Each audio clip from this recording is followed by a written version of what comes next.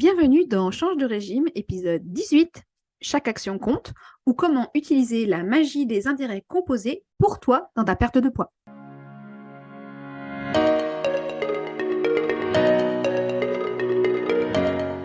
Bonjour et bienvenue dans Change de régime, le podcast pour changer ta relation à la nourriture durablement dans l'amour de toi. Je suis Anne-Lise Paillard, coach de vie certifiée pour ALE Coaching, et dans chaque épisode, je te donne les clés pour perdre du poids durablement en allant voir les causes du problème. Au-delà de ce que tu manges, pourquoi tu manges. Si tu as déjà pensé que le Nutella était plus fort que toi, tu es au bon endroit. Je veux t'aider à trouver comment tu veux manger pour te nourrir et te faire plaisir, pour en finir avec l'alimentation émotionnelle et compulsive, changer ton régime de croyances et de pensée. Et si c'était facile de perdre du poids, c'est ce que je veux te faire découvrir dans ce podcast. Parce que perdre du poids, c'est possible pour toi. Bonjour, j'espère que tu vas bien. Moi, c'est nickel, ce sont les vacances scolaires et je dois être en ce moment même, samedi 29 octobre, jour de la sortie de cet épisode, en route pour Dieppe afin d'aller passer une semaine de semi-vacances chez mes parents.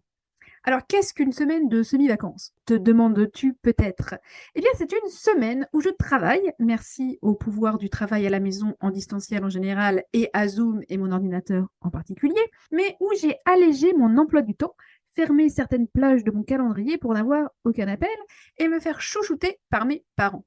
Parce que ne pas avoir la charge mentale de préparer les repas et pouvoir demander et avoir ses plats préférés, c'est quand même top, non? Et j'ai également prévu d'aller me balader sur le bord de mer. J'ai une balade en haut de la falaise derrière la chapelle Notre-Dame de Bonsecours que j'adore. Je nomme l'endroit pour les Diepois ou les futurs touristes éventuels qui seraient intéressés. Et aussi me reposer beaucoup. Prendre le temps et passer du temps en famille. Et parce que j'applique ce que j'enseigne, je me suis également fixé une intention pour cette semaine en plus de passer du temps de qualité en famille, de me reposer et d'aller prendre l'air de la mer. C'est qu'au niveau nourriture, je veux bien sûr profiter des bons petits plats de ma maman et de mon papa, mais ça m'ennuierait de prendre 5 kilos en une semaine, comme ça pouvait être le cas avant. Donc, mon intention, c'est de vraiment être attentive à mes sensations de faim, de satiété et de plaisir. Et que si je n'ai ni faim ni plaisir, alors je peux dire non merci, je n'ai plus faim. Je veux également aller marcher tous les jours et aller courir 2 fois dans la semaine. Et je veux prendre 5 minutes tous les soirs avant de m'endormir pour faire un petit bilan de ce qui a marché dans la journée et ce que je veux améliorer potentiellement le lendemain, avec une intention précise à avoir par jour. Voilà. Et je sais que quand je fais cela, je double mes chances de passer de bonnes vacances et d'être contente de moi quand je rentrerai à la fin.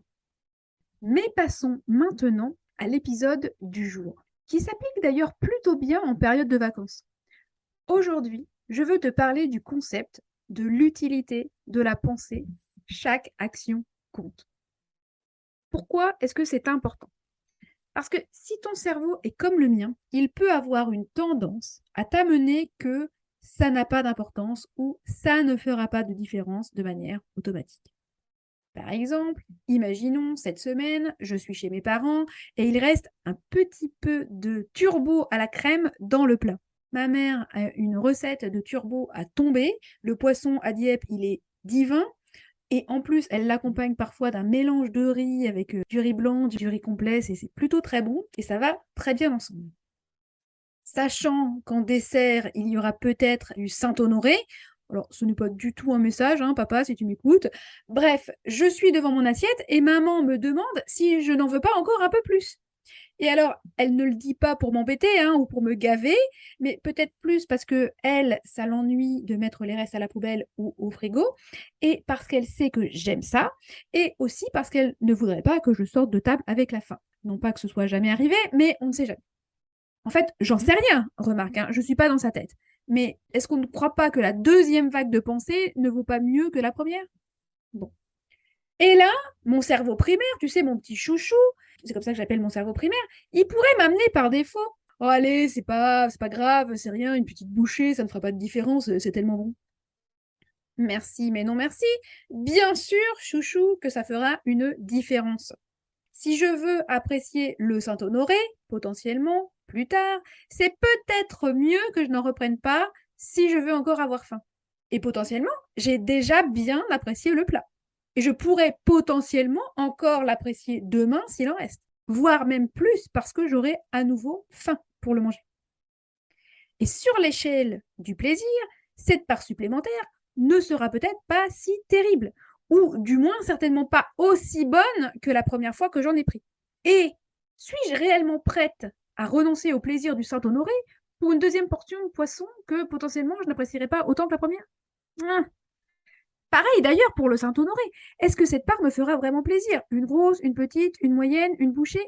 Qu'est-ce que je veux choisir sur le moment? Comment je veux me sentir à la fin du repas? Et alors, je ne sais pas si tu as déjà entendu parler des intérêts composés, mais là, c'est là où ça devient intéressant. Einstein, il aurait dit, alors on n'est pas sûr que c'est lui, mais on va dire que c'est lui pour l'histoire, hein, que les intérêts composés seraient certainement la plus grande force de l'univers. On dit même qu'il l'aurait appelé la 8e merveille du monde. Alors pourquoi? Alors, on va faire un peu de maths, mais ne t'enfuis pas, reste avec moi, je vais essayer d'être claire et concise. Et qui sait, tu pourrais même peut-être t'en servir en dehors de ta relation à la nourriture. Moi, personnellement, en finance personnelle, je trouve que c'est un super concept aussi. Aujourd'hui, on est multitâche, on ne recule devant rien dans ce podcast. Bon, alors qu'est-ce qu'un intérêt composé? C'est différent d'un taux d'intérêt simple. Alors, la différence entre un taux d'intérêt simple et un taux d'intérêt composé, c'est qu'un taux d'intérêt simple, il sera calculé sur le capital initial seulement, alors que le taux d'intérêt composé, il est calculé sur le capital initial auquel on ajoute l'intérêt pendant la période donnée. Voilà, je t'explique. Prenons le taux d'intérêt simple. Donc, on a dit, le taux d'intérêt simple, c'est qu'il est calculé sur le capital initial seulement. C'est-à-dire que si tu investis 100 € à un taux d'intérêt simple de 5% par an, tu gagnes 5 € par an. 5%, donc bien 5 au bout d'un an. Donc, au bout d'un an, tu as 105 €. Tu me suis jusque-là. Et donc, au bout de 20 ans, on va dire que tu as 20 fois 5 €, donc 100 €. Donc, il te faut 20 ans pour doubler ton capital. Mais le taux d'intérêt composé, lui, est calculé sur le capital initial auquel on ajoute l'intérêt pendant la période donnée. Et c'est là où ça devient intéressant. Parce que si tu investis 100 €, tu as toujours 105 € au bout d'un an, hein, d'accord? Mais la deuxième année, tu vas réinvestir non pas 100, mais 105 €. C'est-à-dire que tu vas laisser les 5 € que tu as gagnés sur le compte et tu vas les réinvestir. Et donc, à la fin de la deuxième année, tu n'as plus 5 €, un intérêt de 5 €, mais bien un intérêt de 5,25. Et au bout de 20 ans, tu n'auras pas 200 €, mais 265 €. Et là, on parle de croissance exponentielle, c'est-à-dire qu'elle augmente de plus en plus rapidement dans le temps. Bon, mais là, tu vas peut-être me dire, non mais Annelise, tu te fiches de moi, 65 € en 20 ans, c'est de la gnognotte. Non mais vraiment, ça vaut pas le coup. De quoi tu me parles? Alors peut-être que si, parce que j'ai pris un exemple simple. Mais imaginons, tu fais le calcul avec un investissement mensuel de 50 € par mois et que tu gardes les 5% par an. Tu arrives au bout de 20 ans, alors je ne te détaille pas le calcul, donc au bout de 20 ans, tu arriveras à 25 714 € avec les intérêts composés au lieu de 12 000 € avec les intérêts simples. Et là, tu vois, on fait moins le malin quand même, hein. C'est quand même vachement intéressant. Et là, si tu veux aller ouvrir de ce pas un compte épargne et mettre en place un virement automatique de 50 €, je t'en prie, n'hésite pas à me mettre en pause et à revenir tout de suite après. Hein, mais reviens quand même. Mais enfin bon, trêve de plaisanterie. Tu vois, c'est vrai que ça peut être quelque chose d'extrêmement puissant. Et là, maintenant, je vais t'expliquer comment diable est-ce que tu peux l'appliquer à ta relation à la nourriture. Alors déjà, on va regarder comment les intérêts composés peuvent s'appliquer contre toi. Disons que chaque fois que je vais chez mes parents, je prends 5 kilos. Et que j'y vais, on va dire, 3 fois par an. Ça veut dire que si on calcule un intérêt simple, il va falloir que j'ai effectivement perdu mes 5 kilos entre mes séjours. Mais dans la réalité, j'en aurais peut-être perdu que 3. Donc, imaginons qu'aujourd'hui, je fais 60 kilos. La semaine prochaine, je vais chez mes parents, je prends 5 kilos. Donc, en fin novembre, je pèserai 65 kilos. Si j'arrive à en perdre, disons, 3, donc il m'en restera 2. Faut pas déconner non plus, on va dire que j'en perds 3. À Noël, je ne pèserai plus 60 kilos, mais bien 62 kilos, puisque je garde mes 2 kilos que je n'ai pas perdus en intérêt composé. Et après la semaine de Noël, je pèserai non pas 65 kilos en intérêt 5, mais bien 67. Et si j'y retourne en avril, alors j'arriverai à 69. Et alors, au bout de 20 ans, je ne te raconte pas, hein, je ne calcule même pas, je ne veux pas savoir. Et là, donc on est d'accord, c'est le cas où la force des intérêts composés joue contre toi. Mais, heureusement, on peut utiliser la force des intérêts composés dans l'autre sens. Et là, c'est comme ma fameuse jarre des urgences dont je t'ai déjà parlé plusieurs fois dans ce podcast. Tu sais que tu mets des billes de verre dans une jarre et une fois remplie, tu te rends compte de tout ce que tu n'as pas mangé. Peut-être qu'une bouchée peut sembler sur le moment pas grand-chose, hein, on revient quand même sur le thème de l'épisode, mais une bouchée chaque jour, c'est 365 bouchées sur un an. Et potentiellement 1095 si tu le calcules par repas. Et en plus, si je reprends du poisson, on va dire que ce ne sera pas forcément une bouchée. Tu vois, en gros, à la fin de l'année, ça peut représenter quand même pas mal de bouchées. Je ne sais pas trop combien de kilos ça pourrait faire, mais enfin, ça pourrait être intéressant quand même. Et en plus, là, on est d'accord qu'on parle en intérêt simple. Et là où tu peux utiliser les intérêts composés pour toi, c'est que à chaque fois que tu dis oui à la bouchée, tu alimentes le modèle toujours plus, tu alimentes le modèle de l'automatisme, alors que si tu te poses la question, tu alimentes le modèle où tu écoutes ton corps, où tu penses que plus n'est pas forcément mieux, où tu apprends à dire non et à reconnaître qu'effectivement, ça fait une différence sur ton corps, sur comment tu te sens après le repas et aussi sur ta capacité à dire oui ou non, à être là pour toi et pas contre toi. Tu changes ton régime de pensée, tes habitudes par défaut, tes croyances, et c'est là où c'est magique, parce que ça fait un effet boule de neige. Plus tu le fais, plus c'est facile, plus ça devient automatique. Et à la fin de ma semaine de vacances, juste cette petite pensée, chaque action compte, pourrait bien faire la différence entre plus 5 kilos et plus 0 kilos. Et si je perds mes fameux 3 kilos avant Noël? Bah oui, en décembre, je pèserai 57 kilos. Oui, alors je t'ai entendu quand tu as dit non, mais là, tu vas pas les perdre, du coup, tes 3 kilos. Pourquoi est-ce que je ne perdrais pas mes 3 kilos? Si j'ai réussi à perdre 3 kilos après en avoir pris 5, je vois pas pourquoi j'arriverais pas à en perdre 3. Enfin, je veux dire, non, il n'y a pas de raison. Ça, c'est une fake news de ton cerveau. Cette pensée, mais là, tu ne seras pas capable de perdre tes 3 kilos, est une possible fake news de ton cerveau. Je t'invite à voir l'épisode précédent. Je veux savoir de quoi je parle. Bon, bref. Donc, on va dire qu'avant Noël, en décembre, je pèserai donc 57 kilos, pas 62. Et je te rappelle que si tu prends ne serait-ce qu'un kilo par mois, à la fin de l'année, ça te fera plus 12 kilos. Mais si tu perds 1 kilo par mois, ça fera quand même moins 12 kilos à la fin de l'année. Et là, c'est pas très grave, moins 1 kilo, c'est pas assez, bah, au bout d'un an, ça fait 12 kilos. Moi, je suis désolée, c'est déjà pas mal. Et alors là, attention, on est d'accord que le but, ce n'est pas de dire non tout le temps. Parfois, tu auras envie de dire oui, parce que tu as faim et que ça te fait plaisir. On est bien d'accord que le but, ce n'est pas de dire non tout le temps et de ne jamais reprendre ou de ne jamais finir. J'ai bien fait un épisode sur ce que je pense de la règle « on ne doit pas se resservir » et je t'invite à aller l'écouter si tu ne l'as pas encore fait.